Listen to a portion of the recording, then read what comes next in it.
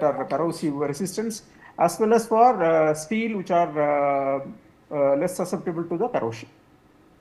My final question to Sudhanshu Mani would be that as I was reading about this, I think I'll pose this question to Dr. Sharad Kohli. As I was reading about this Pamban Bridge, there's the fact is that this bridge has a very strategic importance in terms of it being in Rameswaram. So, how do you think this will help the localites in terms of, you earlier talked about how this will boost revenue. In other ways, how will this, the construction of this bridge help in the strategic importance of this place? Well, I think it's going to reduce the travel time. So as I said, it will save a lot of cost for the people who travel between Rameswaram and mainland. It will bring down the logistic costs, and it also helps in many ways the social services, the social connect between the people in the two areas. You can now travel. It also increases the capacity to travel, makes you reach quicker.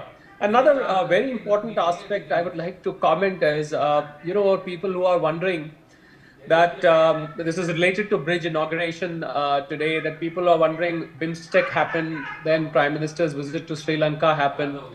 He signed 7 important agreements in Sri Lanka, a very strategic partnership with Sri Lanka, and then he lands in Tamil Nadu for inauguration. So the people who are wondering that how come all the 3 things happen together, well, I mean, I have to tell them, and I'm sure I'm right. The Prime Minister's office, when they plan Prime Minister's visit, it's planned in that manner.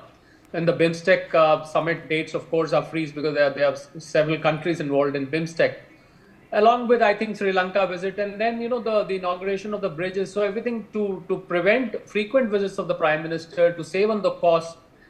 This is done. So just the timing is perfect, so that when he's traveling to one particular geographical area, on the way back from Sri Lanka, Tamil Nadu is merely a few minutes if you're flying.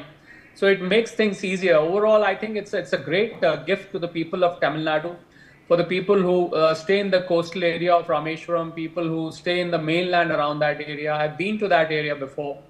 And, that island is slightly cut off from the mainland. So sometimes, people who live there, they feel a bit alienated that we are a little away. I think this bridge will bring them closer to the mainland, and they will not feel, oh, we stay too far in an island, although it's not very far. But then whatever be the distance, that psychological thought thought process is always there, that we are away. I think the bridge will bring them closer.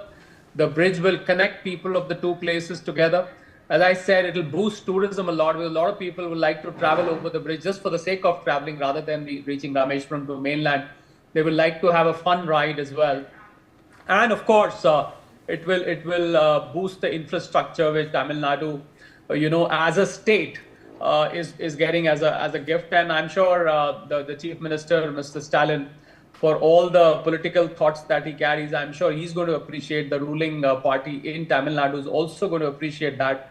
Overall, another feather in the cap of India's infrastructure initiative, which has largely been spread across the country. A very balanced development, I would say. East, west, north, south. There's no part of the country, whether it is northeast, whether it is Jammu and Kashmir, now down south, extreme south, or whether it is Western India. I think we've seen no part of the country has been spared. A very, very balanced infrastructure push to the entire country, for that matter, which is what makes us today the 5th or now the 4th largest economy in the world, heading towards being 3rd, and then of course, being the fastest emerging economy. I think these are the projects, big or small: bridges, roads, airports, highways, smart cities, railway stations. These are the projects which are taking the country towards being developed by 2047. All right, Dr. Sharad Kohli, T.S. Ramakrishna and Sudhanshu Mani, thank you so much for joining us on the telecast.